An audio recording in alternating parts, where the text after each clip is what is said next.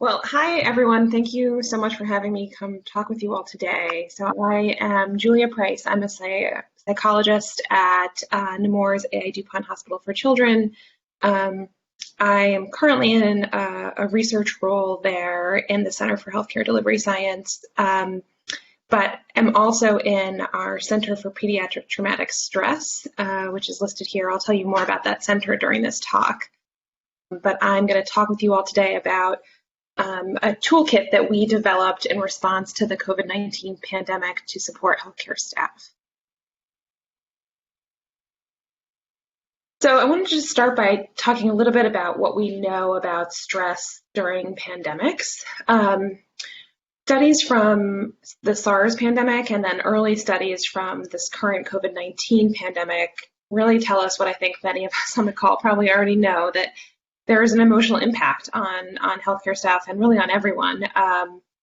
And that can look like elevated levels of anxiety, sleep problems, traumatic stress, depression. And studies from the SARS pandemic show that this kind of elevated level of stress, not at the clinical diagnostic level, but elevated certainly, and burnout can really last a while after the pandemic has ended. The good news here is we also know from this work that there are ways to kind of buffer some of that stress and the impact emotionally on folks. And a couple of those ways are listed here. So we can do that by offering emotional support at healthcare institutions and by promoting and supporting the use of positive coping strategies. So our Center for Pediatric Traumatic Stress wanted to address these needs at this time. And just to give you some background about our center, we are funded by SAMHSA and have been funded almost consistently since 2002. Our center is co-located at Nemours and CHOP and co-directed by two psychologists, Drs. Ann Kazak and Nancy Cassim-Adams. We are part of the National Child Traumatic Stress Network and are the only center in that network focused on specialty pediatric settings and hospitals. So the goal of the work that we're doing is to develop and then train and disseminate resources around trauma-informed care in pediatric settings. So part of trauma-informed care, we know, includes supporting healthcare staff. Even outside of a pandemic situation, there's a lot of stress that can come along with working in that setting. And so we know it's important to support the people who are doing the work as part of trauma-informed care. So we found that given that expertise and that goal, it made a lot of sense for us to try to develop resources that are trauma-based for both families and healthcare staff when this pandemic started. So I'm going to talk with you all today about the resources we develop for healthcare staff. And while I will say that at the outset that we developed this for frontline healthcare staff, these coping strategies and this intervention are really widely applicable to people from a lot of different settings, and I would certainly include researchers in the healthcare setting in that group. So to give you a little bit of information about what is in this toolkit for emotional coping for healthcare staff that we created, TEX for short, it offers concrete tools to help people understand first and then also cope with any stress that they're experiencing related to COVID-19. So this is kind of the rundown, the agenda of the program, where we start by talking about what is traumatic stress and how is that related to COVID-19. We introduce an optional way to do a self-assessment of your current traumatic stress reactions with some guidance on how to score and interpret that score, steps to follow after that. And then really the crux of this toolkit is to introduce and then help folks practice 3 tools for emotional coping. And these tools are based in evidence-based practices from psychology that have garnered an enormous amount of evidence over the years, so from cognitive behavioral therapy and group interventions. We also offer other resources that might be helpful as part of the toolkit. So this toolkit was developed as an adaptation from an intervention program that one of our directors, Dr. Ann Kazak, who's at Nemours, created called Surviving Cancer Confidently Intervention Program. That is a brief 3-session intervention for parents of children who are newly diagnosed with cancer and is based on cognitive behavioral therapy and family therapy principles. You can see here the 3 tools. These are the graphics that go along with the 3 tools in our text program. And so we tried to keep things pretty visual and easily accessible to people.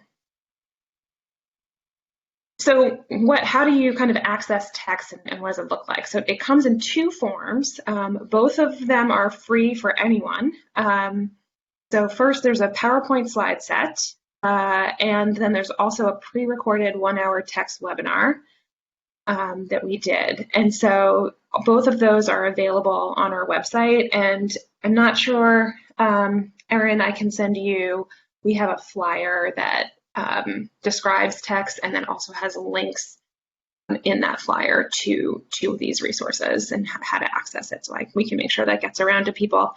So we want to be helpful, and we want this to be shared with whoever you think might find it helpful. So please feel free to share this information with anyone else who you think might benefit. And again, our target audience for the webinar was healthcare staff, and also psychosocial professionals who might, at their own institutions, deliver this intervention in a small group setting or one-on-one. But really, the actual tools themselves are not specific only to the COVID-19 pandemic and stress related to that. They're really kind of broad-based coping strategies that can work for managing a number of different kinds of stress and for people from different backgrounds professionally. So we designed this program to be as flexible as possible to fit the time that people have. Everyone's very busy and has a lot going on right now. So it's fine to start and stop, kind of go through a few slides or listen to the first part of the webinar and then come back to it. You might consider doing this work with other people, whether that's a small group of colleagues who you feel close to, or with your family. And another option is to participate in a group facilitated by someone. So there might be programs at your institutions, for example, that might use this toolkit to support you. So at Nemours, and I'm happy to talk with people who are not at Nemours who are on this call and interested in this too, we have been offering live webinars of text to staff. So I have led a number of small groups. So with our HEMOC team in Jacksonville, a few different groups in our cardiac center at AI DuPont, endocrinology at DuPont, some of the nursing staff as well. And this is kind of a way to go through the program in a more interactive manner. So I do a presentation for a bit to give some background and introduce the tools, but then really try to do more back and forth with the folks on the call. It has seemed helpful to the teams so far, and we generally try to schedule it for an hour-long meeting that hopefully occurs when there's already a standing meeting so people can join more easily.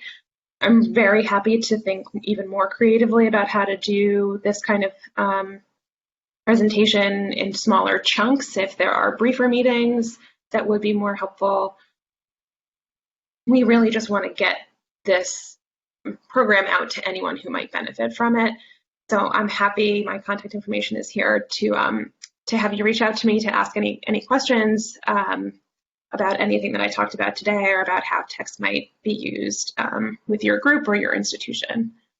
I will say too, it's not on here, but text has been translated into both Spanish and Japanese. I believe both exist in slide set form and in webinar format as well. So I'm just going to finish by giving a little information about our center here and a little shout out to our funding that supports all this work that we're doing. So I think that's where I'll leave it, and I'm happy to answer any questions that people have.